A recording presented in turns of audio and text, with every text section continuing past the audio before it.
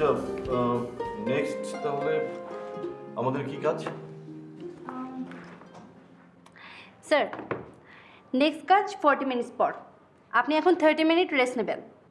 Rest? অফিসে এসে কি করে সম্ভব? কি বলেন? জি স্যার, সম্ভব। 4টায় আপনার মিটিং, আর এখন বাজে 3:20। সো এই 40 মিনিটস আপনার কিছুই করার নেই। মিটিং প্রিপারেশনের জন্য যা যা লাগবে সব আমি রেডি করছি। মিটিংয়ের আগে 10 মিনিট ব্রিফিং করলেই হয়ে যাবে। বলেন কি? তার মানে আমার হাতে এখন কোনো কাজ নেই?